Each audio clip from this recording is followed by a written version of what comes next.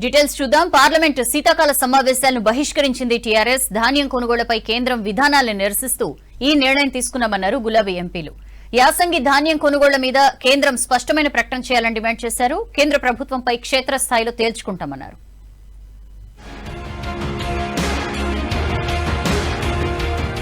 యాసంగి ధాన్యం కొనుగోళ్ల విషయంలో కేంద్రం తీరును నిరసిస్తూ పార్లమెంటు వింటర్ సెషన్ ను బైకాట్ చేసింది టీఆర్ఎస్. ఆ పార్టీకి చెందిన 9 మంది లోక్సభ సభ్యులు, 7 రాజ్యసభ సభ్యులు ఈ సమావేశాలకు దూరంగా ఉంటామన్నారు.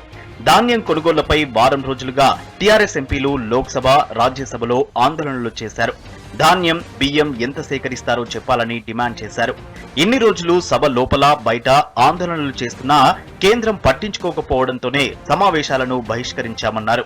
యాసంగి లోపల మన దగ్గర తెలంగాణలో పండేదే దాన్ని బాయిల్డ్ రైస్ అంటారు. ఈ దాన్ని అర్థం చేసుకోవాలి. నిన్న మినిస్టర్ గారు స్టేట్మెంట్ ఇస్తే ఈ రెండు అర్థం చేసుకుంటే ఆయన చెప్పిన మాటలలో అర్థం లేదు. మేము ఇన్ని దాన్ని చెప్పినా కానీ ఒక్కటి మాకు ఈ 14 తెలిసింది ఒకటే, అది యాంటీ ఫార్మర్ గవర్నమెంట్ నమ్ముతా ఉన్నాము. అది ప్రజల మాటలు విన్నదని నమ్ముతా ఉన్నాము. ఆస్సే అమారా నారా హై, మోడీ సర్కార్ జానా హై. మంగళవారం టీఆర్ఎస్ సభ్యులు నల్ల చొక్కాలతో పార్లమెంట్లో నిరసన తెలిపారు. ధాన్యం సేకరణకు జాతీయ విధానం తేవాలని డిమాండ్ చేశారు. అన్ని పంటల మద్దతు ధరకు చట్టబద్దత కల్పించాలని ఆందోళన చేశారు. సభ నుంచి బయటకు వచ్చిన తర్వాత ప్లకార్డులతో నిరసన తెలిపారు. ధాన్యం కొనుగోళ్లపై కేంద్రం వైఖరిని చెప్పకపోవడం బాధాకరమన్నారు నేతలు. త్వరలోనే తదుపరి కార్యాచరణ ప్రకటిస్తామన్నారు టీఆర్ఎస్ ఎంపీలు. కేంద్రం తీరును ప్రజలకు వివరిస్తామన్నారు. మోడీ ప్రభుత్వంపై క్షేత్రస్థాయిలో తేల్చుకుంటామని చెప్పారు. వీళ్ళ నమ్మి కనుక మనం గనక రెండో పంట వేసుకుంటే మనం చాలా ఇబ్బందులు పాలవుతాం. వీళ్ళ మోసపూరిత మాటలు కళ్ళాలకు వచ్చి ఒక మాట, పార్లమెంట్ లో ఒక మాట, బయట ఒక మాట మాట్లాడేటోళ్ళు నమ్మొద్దని చెప్పి వారు కూడా కోరుకుంటూ, రైతులకి పార్లమెంట్ సాక్షిగా న్యాయం జరగట్లేదు కాబట్టి వాళ్ళ గురించి వాకౌట్ చేస్తున్నాం. మా పోరాటం దేశంలో మిగతా వాళ్ళందరికీ అవపడ్డది కానీ మీకు అవపట్టట్లేదా అని చెప్పి వాళ్ళు అడగక తప్పదు. మరోవైపు తెలంగాణలో రబీ పంటల సాగుపై ఎలాంటి నిబంధనలు లేవన్నారు కేంద్ర వ్యవసాయ శాఖ మంత్రి నరేంద్ర సింగ్ తోమర్. పంటల సాగుపై ఎట్లాంటి ఆంక్షలు లేవన్నారు. రైతులు వరి సాగు చేయొద్దని, ఇతర పంటలు వేసుకోవాలని సీఎం కేసీఆర్ ప్రకటన నేపథ్యంలో కాంగ్రెస్ ఎంపీ ఉత్తమ్ కుమార్ రెడ్డి అడిగిన ప్రశ్నకు రాతపూర్వకంగా సమాధానమిచ్చింది కేంద్రం. టీఆర్ఎస్ కేసీఆర్ కు భయపడబోమన్నారు కేంద్ర మంత్రి కిషన్ రెడ్డి. హుజరాబాద్ ఓటమి తర్వాతే ప్లాన్ ప్రకారం టీఆర్ఎస్ ఆందోళనలు చేస్తోందన్నారు. ఉప్పుడు బియ్యం, రా రైస్ అంటే కూడా టీఆర్ఎస్ ఎంపీలకు తెలియదన్నారు అరవింద్. తరుగుల పేరుతో రైతుల్ని నిండా ముంచుతున్నారని ఆరోపిస్తున్నారు. బాయిల్డ్ రైస్ ఇవ్వబోమని రాష్ట్ర సర్కారే లేఖ ఇచ్చిందన్నారు బీజేపీ లీడర్లు.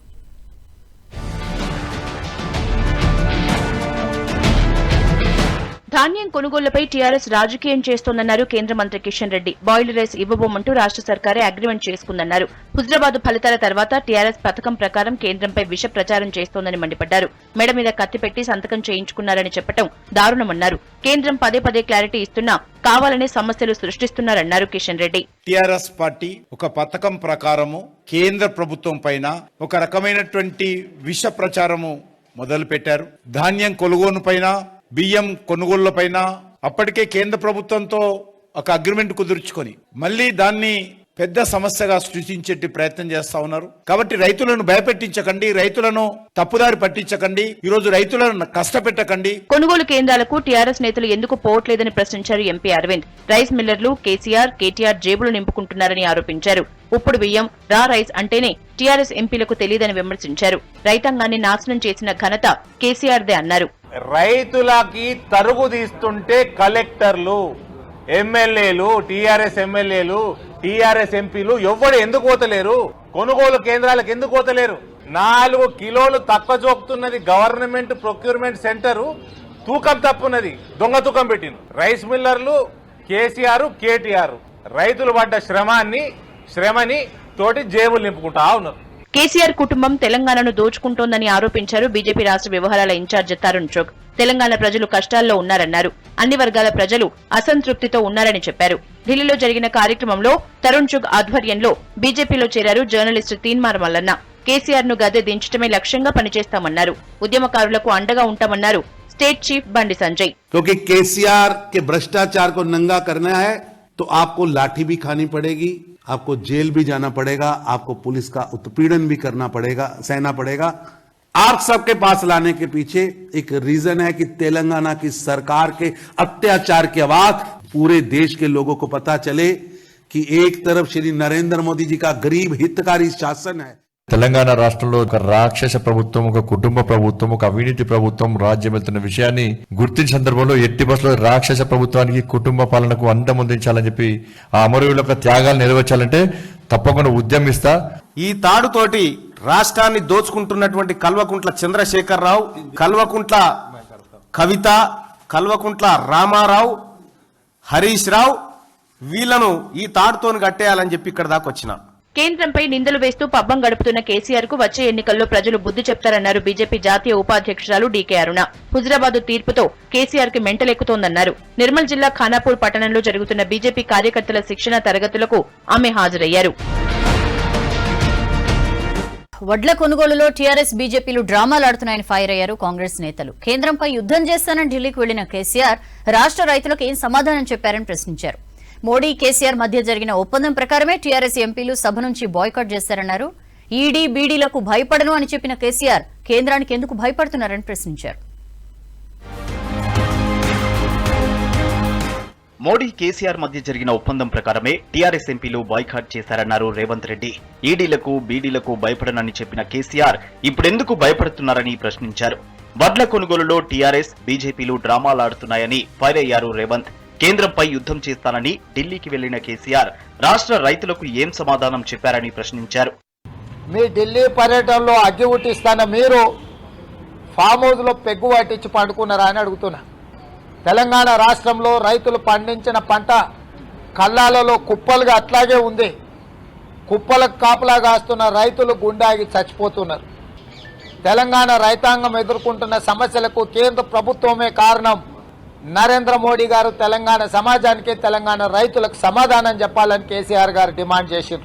రాష్ట్రానికి సంబంధించిన పార్లమెంటు సభ్యులు ఎందుకు శీతాకాల పార్లమెంటు సమావేశాలను బహిష్కరించి హైదరాబాద్ శివార్లలో 3,000 కోట్ల విలువైన భూముల విషయంలో కేసీఆర్ సన్నిహితులకు ఈడీ నోటీసులిచ్చి విచారణ చేసిందన్నారు.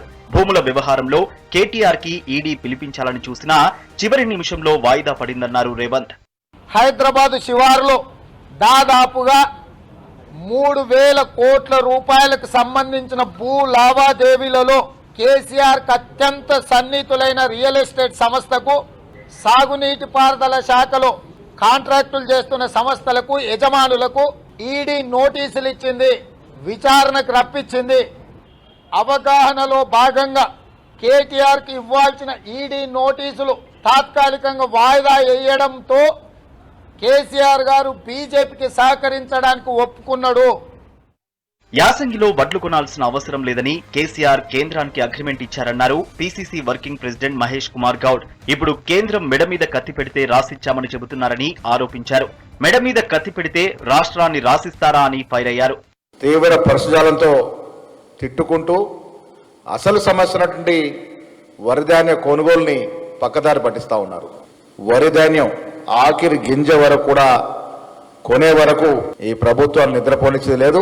మెడ మీద కత్తి ఉంటే రాష్ట్రాన్ని తాకట్టు పెడతారా? మీరు మెడ మీద కత్తి పెడితే ముఖ్యమంత్రి పదవిని వదులుకుంటారా?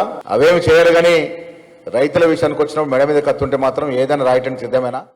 ఈ నెల 9న పార్టీ డిజిటల్ మెంబర్షిప్ ప్రారంభించనుంది కాంగ్రెస్. రాష్ట్రంలో 30 లక్షల సభ్యత్వం టార్గెట్ గా పనిచేస్తున్నామన్నారు పార్టీ నేతలు. శాఖల రివ్యూలు, అభివృద్ధి కార్యక్రమాలతో బిజీగా గడిపారు రాష్ట్ర మంత్రులు. నిమ్స్ లో లేటెస్ట్ మెడికల్ ఎక్విప్మెంట్ ను ప్రారంభించారు మంత్రి హరీష్. విద్యా సంస్థల్లో ఒమిక్రాన్ వేరియంట్ జాగ్రత్తలు తీసుకోవాలని అధికారులకు సూచించారు మినిస్టర్ సబితా. ఆదిభట్లలో Tata aerostructure limited fighter wings ప్రారంభోత్సవంలో మంత్రి కేటీఆర్ పాల్గొన్నారు. ఇక యాసంగిలో భారీగా పంటల మార్పిడి జరగాలన్నారు agriculture minister Niranjan Reddy.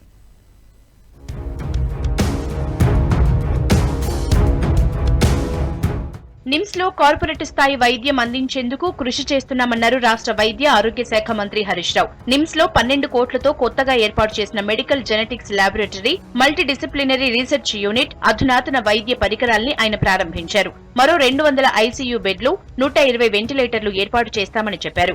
NIMS లో కొత్త పరికరాల కొనుగోలు కోసం 154 కోట్లు మంజూరు చేస్తున్నామన్నారు. అన్ని డిపార్ట్మెంట్ల హెచ్ఓడీలతో రివ్యూ చేశారు హరీష్.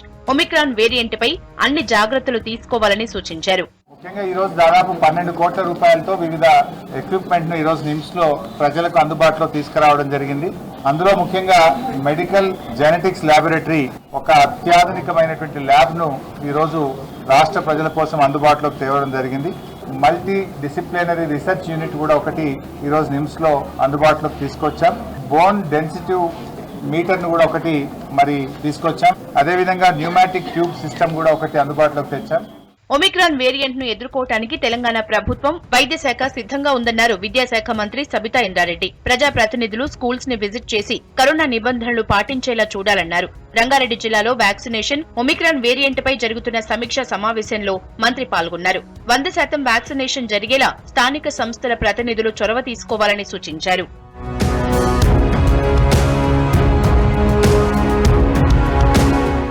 రాష్ట్రం పారిశ్రామికంగా మంచి అభివృద్ధి సాధిస్తోందన్నారు IT, industrial minister KTR. TS iPASS తో వేగంగా అభివృద్ధి జరుగుతోందన్నారు. టాటా, లాక్హెడ్ మార్టిన్ భాగస్వామ్యం మంచి పరిణామమన్నారు మంత్రి. ఆదిపట్లలో Tata aerostructure limited fighter wings ప్రారంభోత్సవంలో కేటీఆర్ పాల్గొన్నారు. ఏరోస్పేస్ సెక్టార్లో 2020లో రాష్ట్రానికి కేంద్ర పౌర విమానయాన శాఖ అవార్డిచ్చిందని గుర్తు చేశారు. This sector has witnessed unprecedented growth during the past 5 years, anchored on the progressive policies of the government of Telangana, such as the TS iPass, world-class infrastructure support, and unmatched ease of doing business experience provided by the state government. Ministry of Civil Aviation, Government of India, has awarded Telangana the best state awards for the year 2020 and also 2018 as the state with the most progressive outlook towards aerospace sector. యాసంగిలో పెద్ద ఎత్తున పంటల మార్పిడి జరగాలన్నారు వ్యవసాయ శాఖ మంత్రి నిరంజన్ రెడ్డి. రైతు చట్టాల రద్దుతో వ్యవసాయ మార్కెట్లలో మార్కెట్ ఫీజు పగడ్బందీగా వసూలు చేయాలని చెప్పారు. హైదరాబాద్ హిమాయత్ నగర్ లోని మార్కెటింగ్ కార్యాలయంలో ఉద్యాన శాఖ, వేర్ హౌసింగ్, మార్క్ఫెడ్, హాకా సంస్థలపై మంత్రి రివ్యూ చేశారు. పప్పు గింజలు, నూనె గింజలు ఎక్కువగా సాగు చేయించాలని అధికారులకు సూచించారు. కోహెడలో అంతర్జాతీయ స్థాయి వసతులతో మార్కెట్ ఏర్పాటు చేస్తున్నామని తెలిపారు. కొల్లాపూర్లో మామిడి మార్కెట్ ఏర్పాటుకు చర్యలు తీసుకోవాలన్నారు.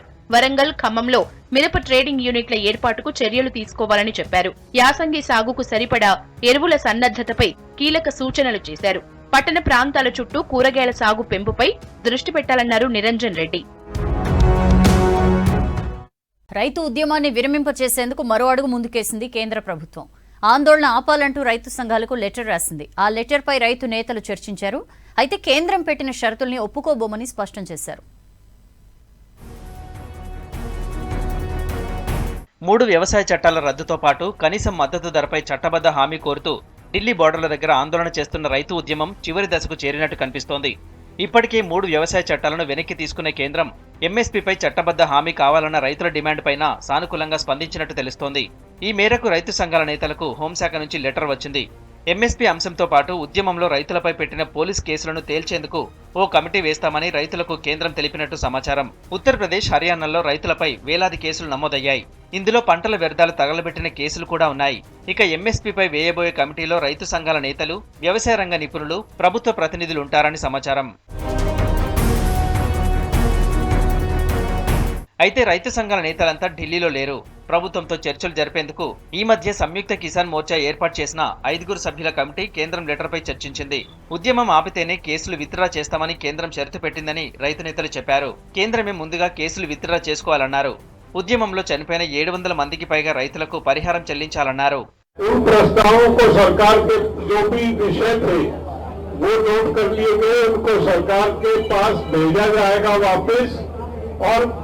कल तक सरकार की तरफ से हमें उम्मीद है कि उसका जवाब हमको मिल जाएगा. कल दोबारा 2 बजे जहाँ पे बैठक रखी गई है, कमेटियां है, कमेटी में रखेंगे जी, कमेटी बनाओगे जी. कमेटी तो वही 10 साल से बन रही, हमें पता कमेटी का क्या होता है.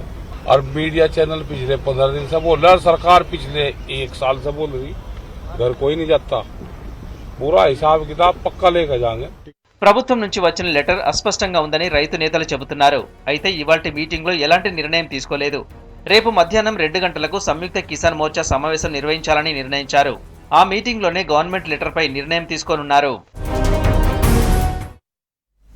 పార్లమెంటుకు తప్పనిసరిగా రావాలని బీజేపీ ఎంపీలకు సీరియస్ ఆర్డర్స్ ఇచ్చారు ప్రధానమంత్రి నరేంద్ర మోడీ. రైతు ఉద్యమంలో చనిపోయిన వారికి పరిహారం ఇవ్వాలని రాహుల్ గాంధీ డిమాండ్ చేశారు.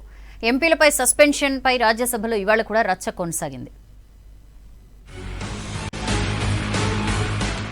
బీజేపీ ఎంపీలపై సీరియస్ అయ్యారు ప్రధానమంత్రి నరేంద్ర మోడీ. రెగ్యులర్ గా సభలకు హాజరు కావాలని సూచించారు. ఎంపీలు మారకపోతే మార్చాల్సి ఉంటుందని హెచ్చరించారు. బీజేపీ పార్లమెంటరీ పార్టీ సమావేశంలో మోడీ ఎంపీలకు వార్నింగ్ ఇచ్చారు.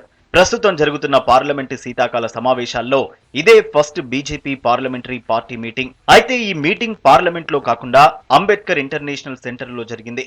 పద్మ అవార్డులు పొందిన సాధారణ వ్యక్తులతో కార్యక్రమాలు ఏర్పాటు చేయాలని ఎంపీలకు సూచించారు మోడీ. ఈ నెల 14న వారణాసిలో జరిగే మీటింగ్ కు పార్టీ జిల్లా మండలాధ్యక్షులు కూడా హాజరు కావాలన్నారు. బిర్సా ముండా జయంతి నవంబర్ 15ను జనజాతీయ దినోత్సవంగా ప్రకటించిన మోడీని ఎంపీలు సన్మానించారు. प्रधानमंत्री जी ने को तुरंत अपने भाषण में रिएक्ट करते हुए कहा, मैं मेरा अध्यक्ष, मंडल अध्यक्ष, जिला अध्यक्ष सबको मैं चाय पर बुलाता हूं, ऐसे अनाउंस करके हम सब लोगों को प्रेरित किया है. बहुत अच्छे काम कर रहे हैं. ऐसे लोगों को जो पद्मा अवार्ड मिला है, अगर अपने क्षेत्र में ऐसे पद्मा अवार्डीज है तो उनके लिए भी एक अच्छा, उनके साथ लाइव संपर्क में रख के कार्यक्रम वगैरह करने के लिए भी माननीय प्रधानमंत्री ने आह्वान किया. ఉద్యమంలో చనిపోయిన 700 మందికి పైగా రైతులకు పరిహారం ఇవ్వాలని లోక్సభలో డిమాండ్ చేశారు కాంగ్రెస్ ఎంపీ రాహుల్ గాంధీ. పంజాబ్ ప్రభుత్వం 5 లక్షల రూపాయల చొప్పున పరిహారం ఇస్తున్న విషయం గుర్తు చేశారు. వారి డీటెయిల్స్ అన్ని తాను కేంద్రానికి ఇస్తున్నానని తెలిపారు. రైతులకు హక్కులు దక్కాలన్నదే తన కోరిక అని చెప్పారు. तकरीबन 700 किसान शहीद हुए. प्रधानमंत्री जी ने कहा देश से और देश के किसानों से माफी मांगी और उन्होंने कहा, एक्सेप्ट किया कि उन्होंने गलती की है. 30 नवंबर को एग्रीकल्चर मिनिस्टर से सवाल पूछा गया था कि किसान आंदोलन में कितने किसान शहीद हुए. एग्रीकल्चर मिनिस्टर ने कहा कि उनके पास कोई डेटा नहीं है. రాజ్యసభలో ప్రతిపక్షాలు ఆందోళన కొనసాగించాయి. దీంతో పెద్దల సభలో ఎలాంటి కార్యకలాపాలు జరగలేదు. దీంతో మొదటిసారి మధ్యాహ్నం 2 గంటలకు, తర్వాత 3 గంటలకు వాయిదా పడిన సభ చివరగా బుధవారానికి వాయిదా పడింది.